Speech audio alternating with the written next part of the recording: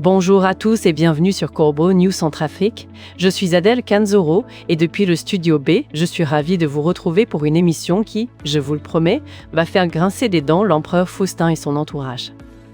Un sujet brûlant aujourd'hui et pour le décortiquer, j'ai le plaisir d'accueillir mon fidèle Arsène Feïmonazoui. Bonjour Arsène. Bonjour Adèle et bonjour à toutes et à tous. Je suis prêt à plonger dans cette analyse passionnante et surtout très pertinente de Maître Crépin Boligumba. On sent que ça va secouer les fondations, ce texte est une véritable gifle à la politique actuelle. Une gifle, Arsène, c'est le mot. Maître Crépin Boligumba, président du Patrie et coordinateur du BRDC, ne mâche pas ses mots. Il critique vertement l'augmentation massive des effectifs militaires en Centrafrique. C'est quand même étonnant de voir un opposant demander moins de soldats, non ? Absolument Adèle. Dans un post publié ce dimanche 8 août 2026 sur les réseaux sociaux, il appelle à une réorientation totale, privilégier les équipements, la formation, la méthode et surtout la gouvernance. Il ne s'agit pas d'être moins fort, mais d'être plus intelligent dans notre force. C'est fort de café, il intitule son texte « Toutes ces occasions ratées ». Alors, Arsène, de quelles occasions manquées parle-t-il exactement ? Est-ce qu'on a vraiment gâché des chances en transformant notre armée ces dernières années ? D'après Crépin Boligumba, oui, Adèle. Il revient sur l'évolution de notre armée et estime que le simple fait d'augmenter le nombre de militaires ne suffit absolument pas à bâtir une force moderne et performante. Pour lui, la Centrafrique doit miser sur la qualité des effectifs, des équipements de pointe, une formation rigoureuse et des conditions de déploiement dignes de ce nom. Donc, ce n'est pas le nombre qui compte, mais la manière ? C'est ce qu'il appelle deux visions d'une même armée, n'est-ce pas ? Il y a une référence un peu inattendue dans son texte ? Précisément, Adèle. Pour lancer son argumentaire, Crépin Boligumba remonte au débat présidentiel américain de 2012. Il cite Mitt Romney qui reprochait à Barack Obama d'avoir réduit la taille de l'armée des États-Unis. Un parallèle audacieux avec les États-Unis. Mais concrètement, qu'en dit-il pour notre Centrafrique ? Comment cette vision américaine s'applique-t-elle à notre réalité ? La réponse d'Obama, selon Boligumba, est éclairante. Une armée moderne ne se définit pas par le seul nombre de soldats ou les équipements du passé. Et c'est là que le parallèle avec la Centrafrique prend tout son sens. Il affirme que l'État a recruté 24 000 militaires supplémentaires ces dernières années, faisant passer nos effectifs de 10 000 à 35 000 éléments. C'est une progression numérique colossale. 24 000 soldats de plus. C'est un chiffre colossal, comme tu le dis. Mais pour l'auteur de toutes ces occasions ratées, cette progression ne suffit pas. Il nous dit qu'une armée nombreuse ne suffit pas. Est-ce à dire que nous avons une armée pléthorique, mais inefficace, Arsène ? C'est un peu ça, Adèle. Crépin Boligumba reconnaît qu'une force capable de défendre le territoire est indispensable pour la Centrafrique, surtout avec nos frontières complexes avec le Soudan du Sud, le Tchad et la RD, des pays qui connaissent des troubles avec des répercussions chez nous. Avoir une force militaire pour la défense et la dissuasion est donc une nécessité. Une nécessité, oui, mais il ajoute une condition, cette armée doit être moderne et républicaine. C'est précisément sur ce point que l'auteur construit son analyse dans toutes ces occasions ratées. Mais là où ça devient piquant, c'est sur les recrutements, n'est-ce pas Arsène ? Exactement Adèle. Il oppose une armée axée uniquement sur le nombre à une autre qui repose sur les compétences, des équipements adaptés, la mobilité et une organisation sans faille. Et il pointe du doigt les recrutements.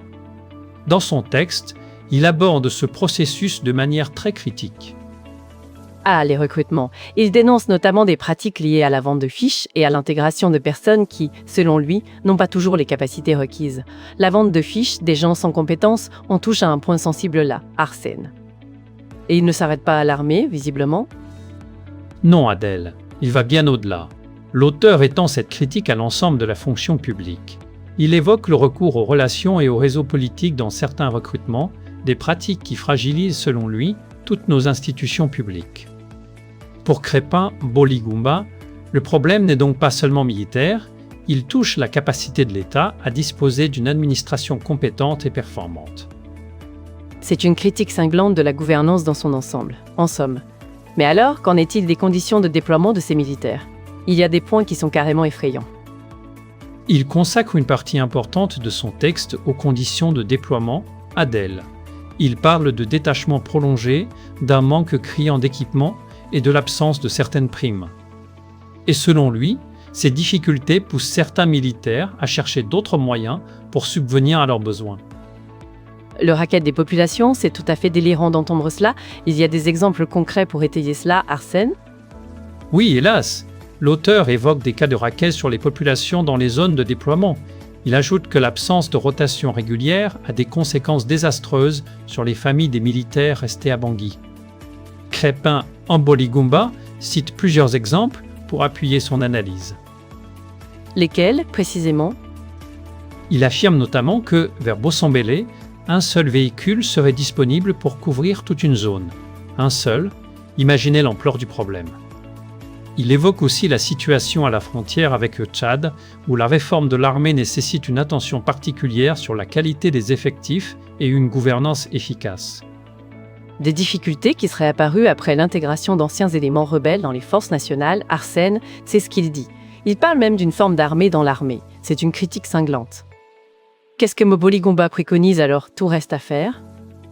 C'est le constat qu'il fait, Adèle. Ces exemples, selon lui, démontrent que l'augmentation des effectifs n'a pas automatiquement produit une armée mieux équipée et mieux organisée. Donc oui, tout reste à faire. Dans toutes ces occasions ratées, Crépin Amboligumba estime que la Centrafrique doit impérativement changer de méthode. Changer de méthode, oui, il ne remet pas en cause le besoin d'une armée nationale, mais il demande que les priorités soient réorientées. Qu'est-ce que cela signifie concrètement?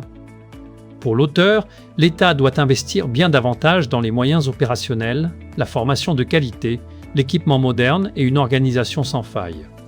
Il insiste également sur la gouvernance, Adèle.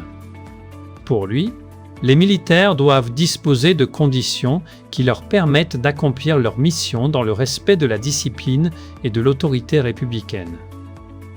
Des choix budgétaires à revoir, Arsène, c'est là que le bas blesse pour beaucoup, n'est-ce pas? Il va même jusqu'à imaginer des scénarios alternatifs? Exactement. La dernière partie de toutes ces occasions ratées élargit le débat aux autres secteurs de l'État. Crépin Amboligumba imagine ce qu'aurait pu produire une autre utilisation des ressources consacrées au recrutement militaire massif. Il évoque l'hypothèse de recruter 4000 enseignants bien formés, tout en portant les nouveaux effectifs militaires à 20 000 soldats au lieu de 24 000. C'est audacieux comme proposition. C'est une manière très concrète de mettre en avant la question des priorités. L'auteur met cette hypothèse en parallèle avec la forte présence des maîtres parents dans le système éducatif centrafricain. Il interroge ainsi la capacité de l'État à choisir ses priorités entre défense, éducation et le renforcement de l'administration. En somme, toutes ces occasions ratées mettent en avant la question de l'efficacité des choix publics. C'est une analyse qui défend une armée centrafricaine moins centrée sur le seul nombre et davantage organisée autour de la formation, des équipements, de la discipline, des moyens opérationnels et d'une gouvernance capable de donner aux militaires des raisons de servir pleinement. La République. Un message fort, donc, livré par Maître Crépin Amboligumba. Un message très clair, Adèle. Et le texte, rappelons-le, est signé par notre directeur de publication, Alain Zillot. Merci beaucoup, Arsène, pour cette analyse approfondie. Toujours un plaisir de t'avoir. Merci Adèle. Et n'oubliez pas, chers auditeurs, pour nous contacter, notre numéro WhatsApp et téléphone est le +2036 6088 JIR2 74 ou le 67 60904. Restez connectés sur Corbeau News Centrafrique. Au revoir.